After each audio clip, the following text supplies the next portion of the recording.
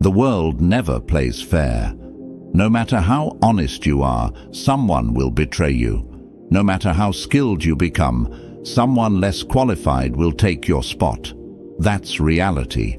But those who understand this reality, they survive.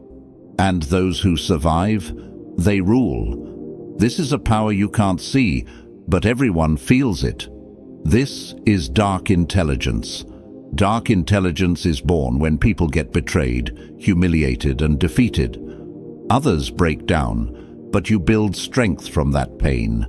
It's the kind of intelligence that listens, watches, stays quiet, and strikes at the perfect moment. While others argue, you gather information. While they get angry, you calculate. While they drown in emotions, you plan the future. Most people play checkers. You're about to learn how to play chess. But before we dive deep, let me be crystal clear. This knowledge is for protection, not destruction. Use it to defend yourself, not to hurt innocent people. The goal is to understand the game, not to become the villain. Today, you'll discover the 8 psychological traits that separate survivors from victims, leaders from followers, winners from losers. Now, I want you to drop this affirmation in the comments. I choose to be strategically intelligent, not emotionally reactive. Now let's unlock the secrets that powerful people don't want you to know. Number 1, calculated opacity. You're never completely clear about your intentions. You show only what's necessary. When people know half the story, they fill in the blanks with their imagination. And that imagination, it controls them. Machiavelli once said, "Everyone sees what you appear to be. Few experience what you really are." Think about the most intriguing people you know. They never tell you everything. They leave gaps in their stories. They answer questions with questions. They smile when you expect them to explain.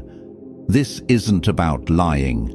This is about strategic communication. Here's what happens in most conversations. Someone asks you a question, and you feel obligated to give them a complete answer. You explain your motivations, your fears, your plans. You think you're being honest and building trust, but you're actually giving away your power. Smart people understand that mystery creates influence. When you don't reveal everything, people become curious. Curiosity leads to interest. Interest leads to respect, and respect leads to influence. Let's say someone asks about your weekend plans. Most people say, "Oh, I'm just staying home, maybe watching some movies." That's complete transparency, but it's also completely forgettable. Instead, you could say, "I have something important to take care of." Then change the subject. Notice the difference? The first answer makes you predictable. The second answer makes you interesting. This doesn't mean being rude or secretive about everything. It means being selective about what you share and when you share it.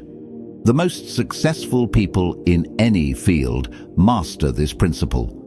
They reveal just enough to keep people engaged, but never enough to lose their advantage.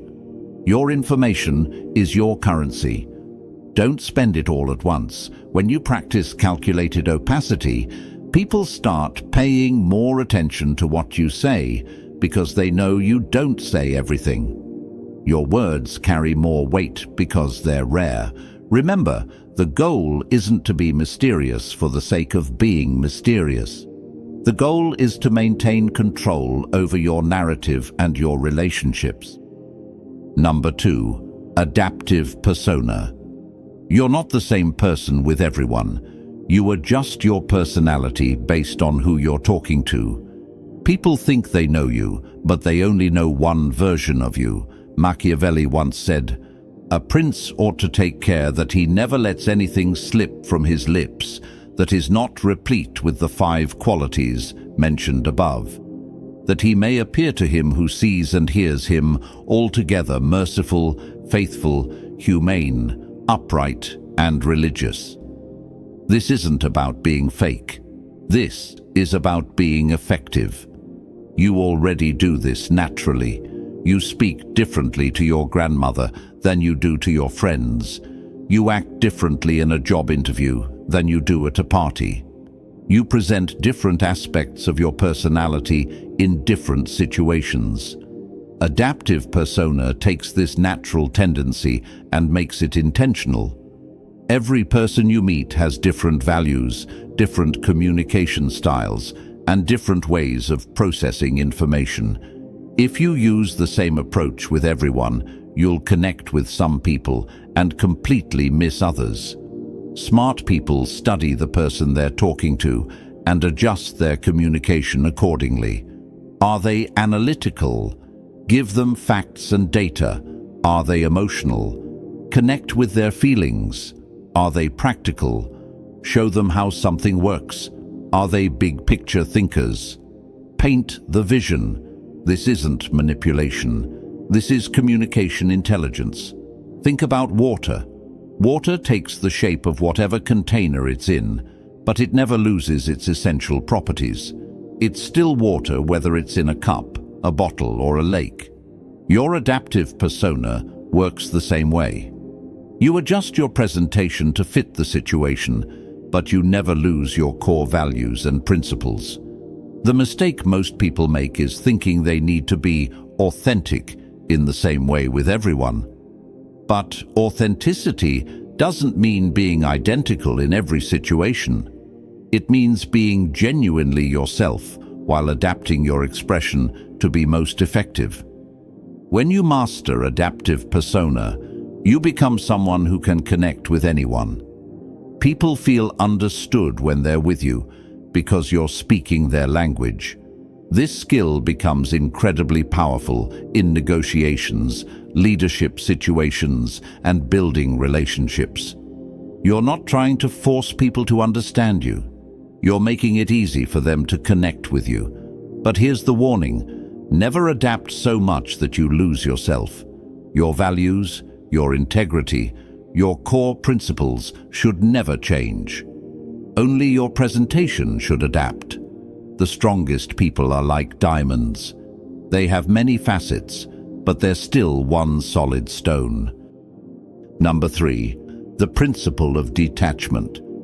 You're not a slave to any relationship, emotion, or opinion. What you're not afraid to lose can't control you. What can't bind you can't manipulate you either.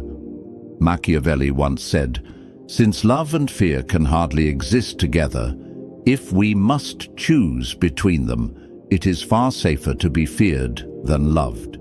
Detachment is probably the most misunderstood concept in dark intelligence. People think it means being cold or uncaring. It doesn't. It means being free. Most people are controlled by their attachments. They're afraid to lose their job, so they accept bad treatment. They're afraid to lose a relationship, so they compromise their values. They're afraid to lose approval, so they say what people want to hear instead of what needs to be said.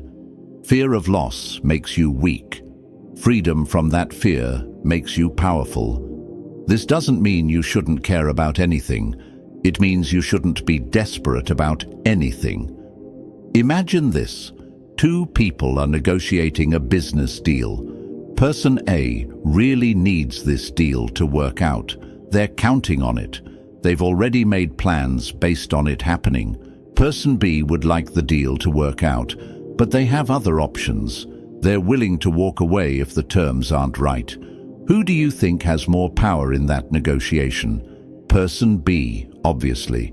Because they're not attached to the outcome, they can negotiate from strength. Detachment gives you clarity. When you're not emotionally invested in being right, you can see situations more clearly. When you're not desperate for approval, you can make better decisions. When you're not afraid of being alone, you can choose better relationships. The paradox is this: the less you need something, the more likely you are to get it. Think about confident people.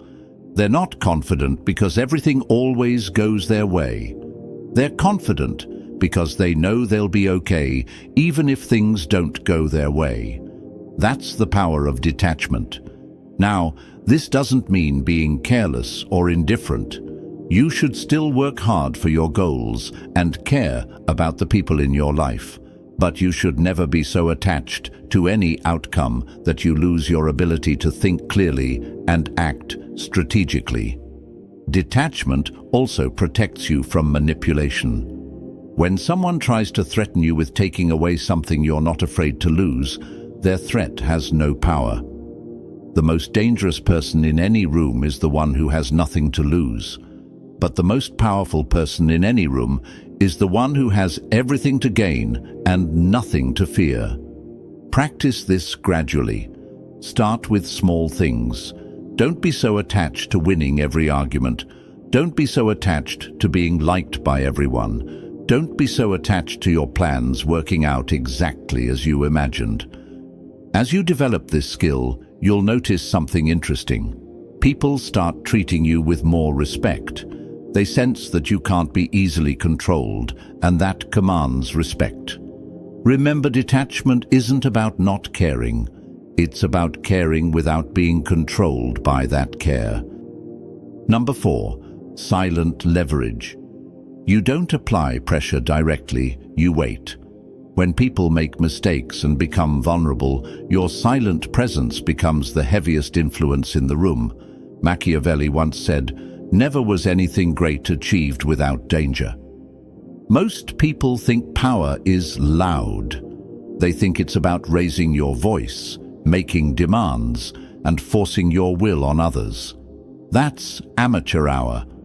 Real power whispers. Silent leverage is the art of creating influence without saying a word. It's about positioning yourself so that your mere presence changes the dynamic of any situation. Here's how it works.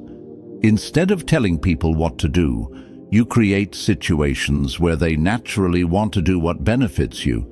Instead of demanding respect, you make yourself indispensable. Instead of fighting for power, you make people give it to you willingly. Let's break this down with practical examples. In conversations, silent leverage means knowing when to pause.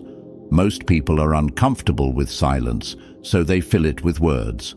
Often those words reveal more than they intended to share. When you're comfortable with silence, you control the rhythm of the conversation. Next time someone asks you a difficult question, don't answer immediately. Pause. Look at them thoughtfully. Let the silence stretch for a few seconds. Then give your answer. Watch how it changes the weight of your response. In negotiations, silent leverage means having alternatives that you don't need to mention. When the other person knows you have options, they negotiate differently. You don't have to threaten to walk away. Your willingness to walk away is enough. In relationships, silent leverage means being the person who adds value without asking for recognition. When you consistently make other people's lives better, they naturally want to keep you around. You don't have to demand loyalty, you earn it through your actions. In professional settings, silent leverage means becoming the person everyone comes to for solutions. You don't announce that you're the problem solver. You just solve problems consistently until everyone knows they can count on you. The key to silent leverage is patience. You're not looking for immediate results. You're building long-term influence. Most people want instant gratification. They want to see immediate results from their efforts. But silent leverage works differently. You plant seeds and wait for them to grow. You make investments and wait for them to pay dividends. This requires a different mindset. You have to be comfortable with delayed gratification. You have to trust that your consistent actions will eventually create the influence you're seeking. What happens when you master silent leverage? People start coming to you for advice without you offering it. They start seeking your approval without you demanding it. They start following your lead without you asking them to. You become the quiet force that shapes outcomes without anyone realizing it's happening. But there's an important ethical consideration here. Silent leverage should never be used to manipulate people into doing things that harm them. The goal is to create win-win situations where everyone benefits. The most ethical use of silent leverage is to influence people toward better decisions for themselves and others. You're not tricking them, you're guiding them toward outcomes that serve everyone's best interests. Remember, silent leverage is not passive. You're still taking action, you're still making moves. You're just doing it quietly and strategically, instead of loudly and obviously. Number 5. Psychological echo. You reflect people's deepest needs and fears back to them. They think you're speaking their language, but actually, you're gaining understanding and influence. Machiavelli once said, "Men judge generally more by the eye than by the hand, for everyone can see and few can feel." Everyone sees what you appear to be. Few really know what you are. Psychological echo is about becoming a mirror that reflects back what people need to see and hear. This isn't about deception. It's about deep understanding and strategic communication. People don't buy products, services, or ideas. They buy solutions to their problems and fulfillment of their desires. When you can identify and reflect back their real needs, you become incredibly valuable to them. Most people are terrible at this because they're too focused on what they want to say instead of what the other person needs to hear. Let me explain how psychological echo works in practice. First, you have to become a student of human nature. You need to understand that everyone you meet is carrying invisible burdens, secret desires, and unspoken fears. Your job is to listen for clues about what those might be. When someone talks about their work, they're not just sharing information. They're revealing how they see themselves, what they value, and what they're worried about. When someone talks about their relationships, they're showing you their emotional patterns and their deepest needs. Most people listen to respond. You need to listen to understand. Here's a practical framework. Every person you meet is asking 3 silent questions. Do you see me? Do you understand me? Do you value me? When you can answer yes to all 3 of those questions through your words and actions, you create a powerful connection. The psychological echo technique involves reflecting back not just what people say, but what they mean. You listen for the emotion behind the words, the need behind the complaint, the fear behind the anger. For example, if someone says, "I hate my job," most people might respond with advice about finding a new job. But if you listen deeper, you might hear that they actually feel unappreciated, unchallenged, or uncertain about their future. A psychological echo response might be, "It sounds like you're not feeling valued for your contributions," or "It seems like you're ready for something that challenges you more." Notice the difference? Instead of jumping to solutions, you're reflecting back their emotional experience. This makes people feel understood, which creates trust and influence. The key is to reflect back the positive version of what they're expressing. If someone is complaining about being overwhelmed, you might reflect back their dedication and high standards. If someone is expressing frustration about a situation, you might reflect back their desire for excellence. This technique works because people have a deep psychological need to feel understood. When you demonstrate that you truly see them, they automatically trust you more and value your opinions more highly. But here's where it gets really powerful. Once you understand someone's core needs and fears, you can position your ideas, suggestions, and requests in terms that naturally appeal to them. If someone values security, you present your ideas in terms of safety and stability.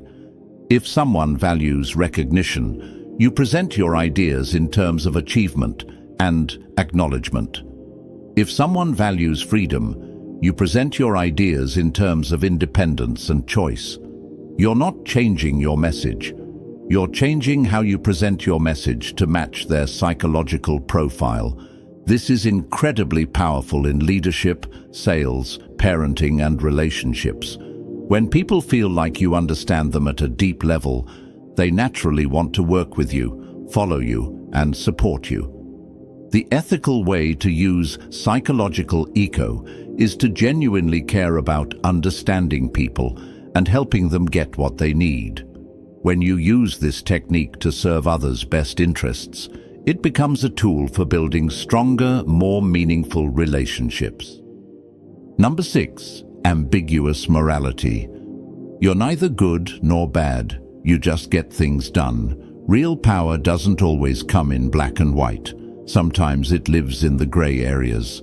Machiavelli once said, "Since it is difficult to join them together, it is safer to be feared than to be loved when one of the two must be lacking."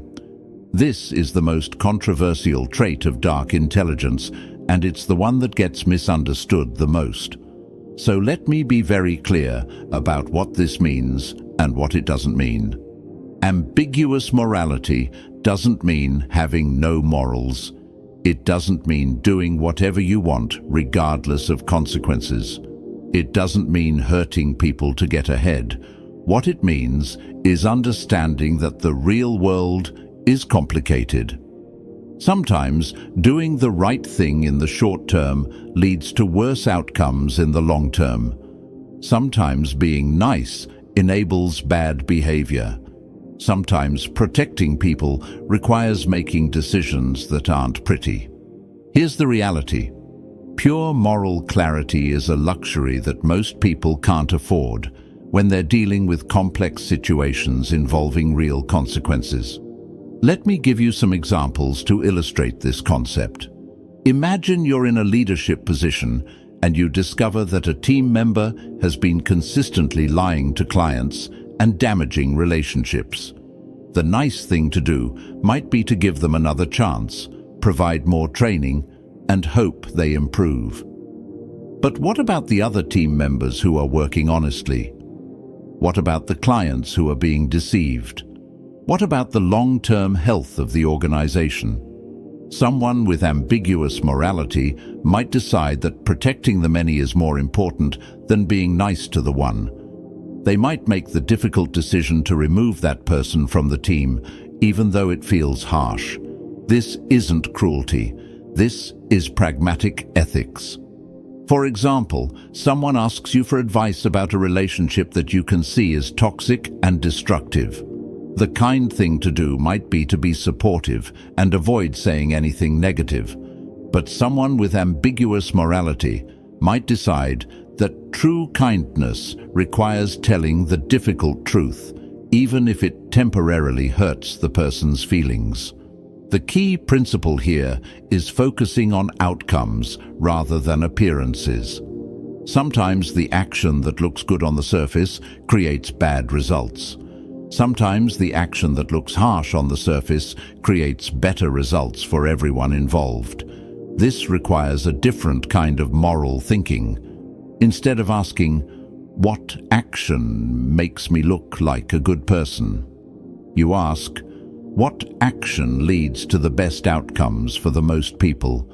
It also requires taking responsibility for the consequences of your decisions, even when those decisions are difficult or unpopular.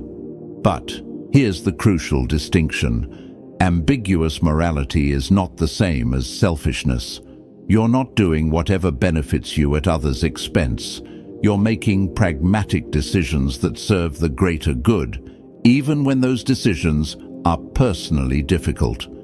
This trait also involves understanding that different situations require different responses. The same action that's wrong in one context might be necessary in another context. For example, being completely honest might be the right approach in a close personal relationship, but it might be counterproductive in certain professional negotiations where strategic disclosure is more effective. Someone with ambiguous morality understands these nuances and adapts their approach accordingly. The danger of this trait is that it can be used to justify selfish or harmful behavior. That's why it's crucial to maintain clear ethical guidelines about what you will and won't do, even in complex situations. My recommendation is to establish clear boundaries for yourself. What are your non-negotiable values? What lines will you never cross? What outcomes are you willing to accept responsibility for? Within those boundaries, give yourself permission to be pragmatic and strategic, even when it means making decisions that others might not understand or approve of. Remember, the goal is not to be liked by everyone. The goal is to be effective and ethical in a complex world where simple answers don't always work. Number 7, controlled exposure. You don't reveal everything about yourself. The less people know, the more they assume, and assumptions lead to mistakes that make your strategy easier.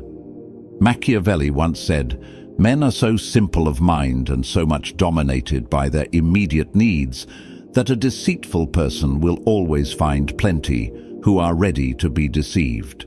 In a world where people share every detail of their lives on social media, controlled exposure might seem outdated, but it's actually more powerful than ever.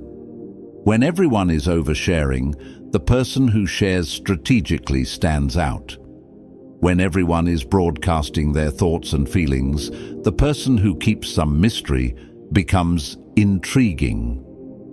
Controlled exposure is about being intentional with your personal information. It's about understanding that not everyone needs to know everything about you, and that selective sharing can actually strengthen your relationships and increase your influence. Let's start with the psychology behind this.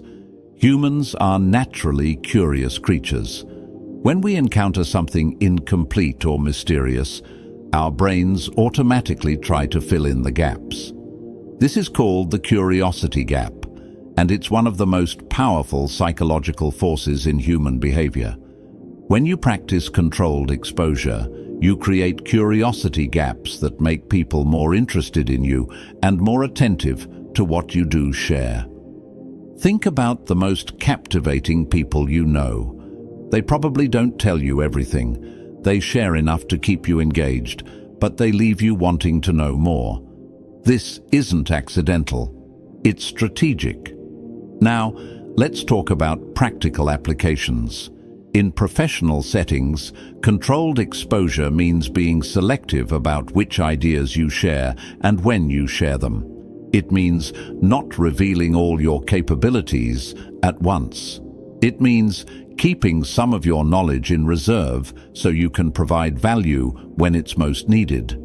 For example, instead of showing all your skills in the first week of a new job, you might reveal them gradually over time.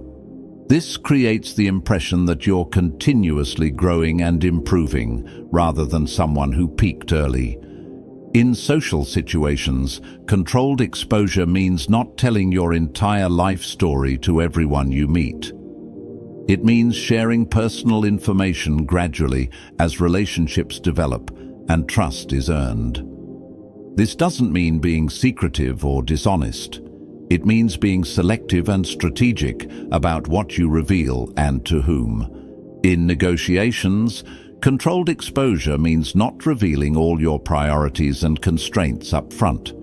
It means keeping some information in reserve so you can use it strategically as the negotiation develops. The key principle is this: information revealed can never be unrevealed. Once people know something about you, they can't unknow it. So it's better to err on the side of revealing too little rather than too much. But controlled exposure goes beyond just withholding information. It's also about timing. The same piece of information can have completely different impacts depending on when it's revealed. For example, revealing a particular skill or achievement early in a relationship might seem like bragging, but revealing the same information later when it's relevant to solving a problem makes you seem humble and helpful. Controlled exposure also involves understanding your audience. Different people need to know different things about you. Your level of disclosure should match the relationship and the situation. Your closest friends and family members should know more about you than your casual acquaintances. Your business partners should know different things about you than your competitors. Your employees should know different things about you than your peers. This isn't about being fake or manipulative. It's about being appropriate and strategic with your personal information. Here's another important aspect. Controlled exposure includes managing your digital footprint. Everything you post online, every comment you make, every photo you share becomes part of your permanent record. People will form opinions about you based on this information, often without ever meeting you. Smart people are intentional about their online presence. They understand that their digital persona is part of their overall strategy for how they want to be perceived and remembered. The goal of controlled exposure is not to be mysterious for the sake of being mysterious. The goal is to maintain control over your narrative and your relationships. When you reveal information strategically, you can guide how people perceive you. You can emphasize the aspects of your personality and experience that are most relevant to your current goals. You can avoid being pigeonholed or stereotyped based on incomplete information. But here's the balance you need to maintain. You want to share enough to build genuine connections with people, but not so much that you lose your strategic advantage. The most successful people understand this balance. They're open and genuine in their relationships, but they're also strategic about how much they reveal and when they reveal it. Number 8, outcome obsession. You're not here to win arguments or prove points. You're here to get results. People who focus only on outcomes never waste time on unnecessary games. Machiavelli once said, "The promise given was a necessity of the past. The word broken is a necessity of the present." This is the trait that separates amateurs from professionals, dreamers from achievers, and talkers from doers. Most people get distracted by things that don't matter. They want to be right more than they want to be effective. They want to look good more than they want to get results. They want to feel good about their process more than they want to achieve their goals. Outcome obsession cuts through all of that noise. When you're outcome obsessed, you ask different questions. Instead of, "How can I prove I'm right?" you ask, "What result am I trying to achieve?" Instead of, "How can I look good in this situation?" you ask, "What actions will lead to the outcome I want?" This shift in thinking changes everything. Let's start with arguments and disagreements. Most people approach arguments like they're trying to win a debate. They focus on proving their point, catching the other person in contradictions, and demonstrating their superior knowledge or logic. But outcome-obsessed people approach disagreements differently. They ask, "What do I actually want to achieve from this conversation?" Maybe they want to change the other person's behavior. Maybe they want to reach a compromise. Maybe they want to gather information about the other person's perspective. Once they're clear on their desired outcome, they choose their approach accordingly. Sometimes that means winning the argument, but often it means something completely different. For example, if your goal is to change someone's behavior, proving them wrong might actually backfire. People don't like being wrong, and they often become more stubborn when they feel attacked. A better approach might be to help them reach the right conclusion on their own. If your goal is to maintain a good relationship while addressing a problem, being right might be less important than finding a solution that everyone can accept. This applies to every area of life. In professional settings, outcome obsession means focusing on what actually moves the business forward rather than what makes you look smart or important. It means choosing projects based on their impact rather than their visibility. It means making decisions based on data and results rather than politics and preferences. In personal relationships, outcome obsession means focusing on the health and happiness of the relationship rather than who's right or wrong in any particular disagreement. It means choosing your battles based on what actually matters rather than reacting to every minor irritation. In personal development, outcome obsession means measuring your progress by actual results rather than effort or intentions. It means being honest about what's working and what isn't, even when that's uncomfortable. Here's where outcome obsession gets really powerful. It helps you avoid the trap of looking busy without being productive. Many people confuse activity with achievement. They think that working hard automatically leads to good results.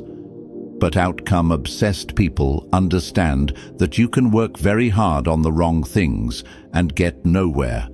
They're constantly asking, is this activity actually moving me toward my goal? Or am I just staying busy to avoid the more difficult but more important work? This leads to what I call strategic laziness. Outcome-obsessed people often appear to do less than others because they're selective about where they put their energy. They focus on the 20% of activities that produce 80% of the results. They're not trying to be the hardest worker. They're trying to be the most effective worker. This also applies to learning and skill development. Instead of trying to learn everything about everything, outcome-obsessed people focus on developing the specific skills that will have the biggest impact on their goals. They ask, what's the minimum I need to learn to achieve maximum results? This isn't about being lazy or taking shortcuts. It's about being strategic and efficient. Now, here's an important warning about outcome obsession. It can become destructive if you lose sight of your values and relationships in pursuit of results. The healthiest approach is to be outcome-obsessed within ethical boundaries. Your desired outcomes should include maintaining your integrity, treating people well, and contributing positively to the world around you. When these values are built into your definition of success, outcome obsession becomes a powerful force for good. Another key aspect of outcome obsession is the willingness to change course when something isn't working. Most people get attached to their plans and strategies, even when those plans aren't producing results. Outcome-obsessed people are attached to their goals, not their methods. If one approach isn't working, they try a different approach. If one strategy isn't effective, they develop a new strategy. They're not stubborn about how they achieve their outcomes. They're only stubborn about achieving the outcomes themselves. This flexibility makes them incredibly adaptable and resilient. When circumstances change, they adjust their approach. When new information becomes available, they update their strategy. The ultimate goal of outcome obsession is to become someone who consistently gets things done, not someone who talks about getting things done, not someone who looks like they're getting things done, someone who actually produces results in the real world. This reputation becomes incredibly valuable over time. When people know you as someone who delivers on your commitments and achieves your goals, they start bringing you better opportunities, better partnerships, and better problems to solve. You've just learned the 8 traits of dark intelligence. But knowledge without application is worthless. Pick one trait that resonated with you the most. For the next 7 days, practice that trait in your daily interactions. Don't try to master all 8 at once. Focus on one. Notice how people respond to you differently. Notice how you feel when you approach situations with strategic intelligence instead of emotional reactivity. But remember what we talked about at the beginning. This power comes with responsibility. Use these insights to protect yourself, not to harm others. Use them to create better outcomes for everyone, not just for yourself. The world needs more strategically intelligent people who use their knowledge ethically. People who can see through manipulation and protect themselves and others from it. People who can navigate complex situations and find solutions that serve the greater good. That's the true purpose of dark intelligence. Not to become a manipulator, but to become someone who can't be manipulated. Not to gain power over others, but to gain power over yourself and your circumstances. The most dangerous person in any room is the one with nothing to lose. But the most valuable person in any room is the one who understands human psychology and uses that understanding to make everyone's life better. Which kind of person do you choose to be? If this video changed how you think about intelligence and power, hit that like button. If you want more content about psychology, strategy, and human behavior, subscribe and ring the notification bell. Drop a comment and let me know. Which of these 8 traits do you see in the most successful people around you? And which one are you going to practice first? Until next time, remember, true intelligence isn't just about being smart. It's about being wise enough to use your intelligence in service of something greater than yourself. Stay strategic, stay ethical, and stay powerful.